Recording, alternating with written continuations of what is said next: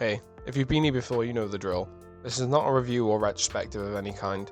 It's going to be me talking for the next short while about why the PS1 version of Time Crisis is one of my favourite games of all time. And just in case you're wondering, all the footage you see in this video will be me playing the game using this. Yes, I play this game exclusively on a controller since I never had the gun con as a kid. Also, huge flashing light warning. Like, I'm not joking, there are a lot of flashing lights throughout this entire video, so just be careful please, or minimize this tab and listen to it like a podcast style. Thank you for joining me, and I hope you enjoy the video. There's been a kidnapping.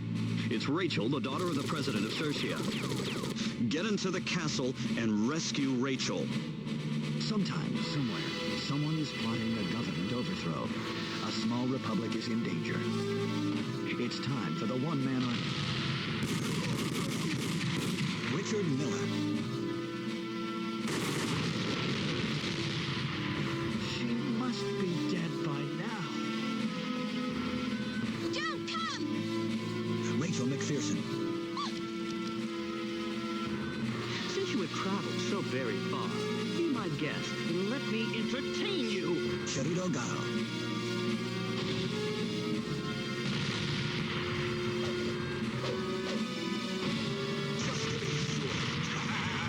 Wild Dog.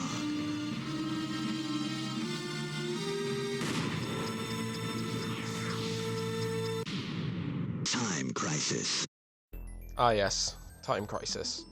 Anyone who's had any experience with the arcades in the 90s or is a fan of light gun shooters in general should already be very familiar with this game series.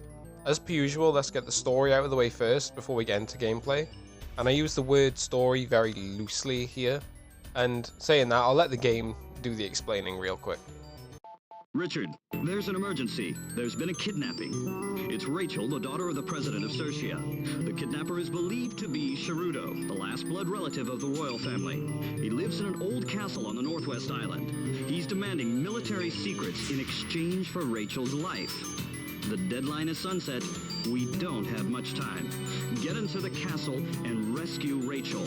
The organized crime syndicate Wild Dogs is also known to be involved. Good luck, Richard.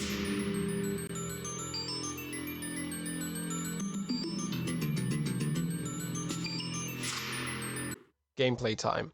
So we have two main modes here, arcade and the console exclusive special mode, which we'll get into a bit later. So let's start with the arcade mode. Arcade mode consists of 3 stages, with each stage being made up into 3 areas and finished off with a boss battle, totaling around 12 levels for the whole game. The difficulty will spike drastically going from stage to stage, with stage 3 being extremely brutal and unforgiving. You have a handful of continues and 3 hit points per continue. You'll play through a variety of areas, beginning in a submarine docking bay and scaling through the entire castle, going from its courtyards and dungeons all the way to the rooftop. You really get a feel of traversing an old medieval castle that has been renovated into a modern military complex. Before we get into enemy variety and the boss battles, let me talk about the controls really quick, because honestly the button mapping on controller is kind of awkward with no remapping available, so you're going to have to just deal with it. Everyone knows Time Crisis in the arcade is known for the foot pedal and gun combo, using the foot pedal to dive out of cover and releasing to take cover and avoid damage. But how do you do this on controller?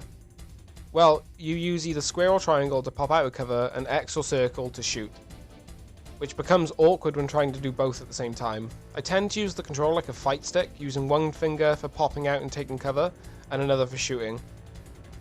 Also, due to the lack of accuracy, the blue reticle used for aiming has 1 general speed, and you can hold L1 to slow it down if you need a more accurate shot.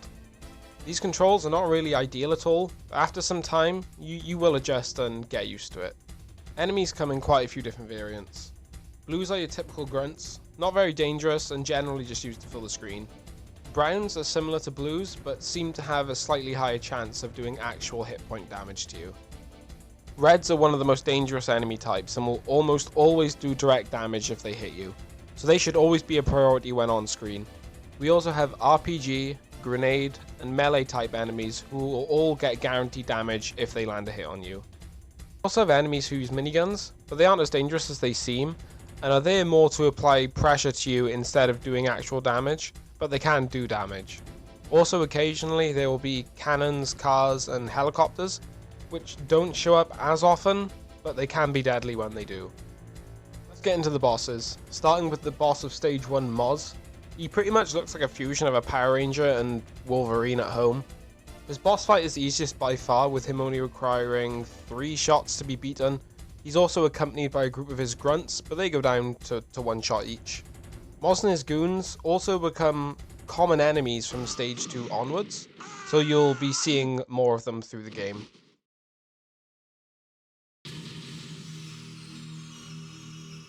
Next up is Shirudo Garo, who, although is the guy behind this entire incident, is the mid-boss of the game.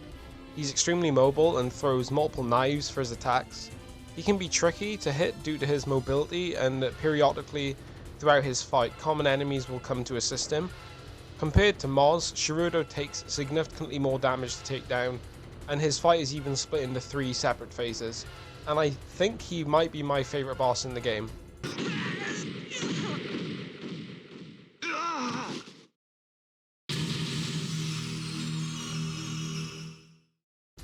The final and by far the hardest boss is Wild Dog. He's extremely mobile, has a ton of common enemies helping him out, and is very oppressive with very few openings to damage him. He also has the only section in the game where the character will move while simultaneously shooting and taking cover. His fight is also split into multiple phases, although I will say I still prefer Shirudo's fight, just because Wild Dog's fight feels like you were dealing more with the huge amounts of normal enemies that show up more than actually fighting him himself.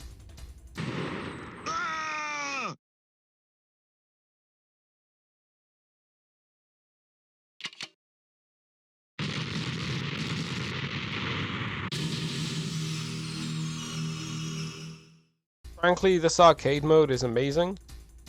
It pretty much completely captures the arcade experience, apart from a few changes that I'll talk about a bit later.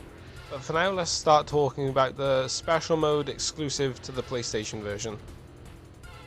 Special mode is a brand new campaign exclusive to the PlayStation version. It follows Richard on a new mission, which I'll let the game explain now. Richard, long time no see. I hope you're ready. Here's your next objective. Your mission is to uncover the plan of the organization Kantaris. This is their headquarters. The hotel is actually a front for their weapons factory. This is their leader, also known as Kantaris. Intel came up empty on Kantaris. We don't even know a real name or gender. However, we do have positive verification that they are Wild Dog's arms supplier. Good luck, Richard.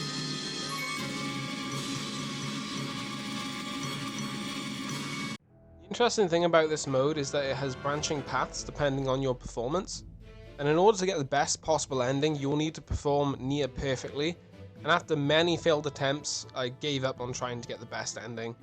Honestly, I'm not sure if it's even possible on controller to do this, but let me know in the comments if it's been done on controller before, because I'd really like to see it myself. The enemies in this mission are the same as the arcade mode, just reskinned to fit the new campaign's aesthetic. Although we do have a handful of new bosses, which we will take a look at now, at least the ones I encountered from the 2 paths I managed to get while playing through it. Next we have a spider tank.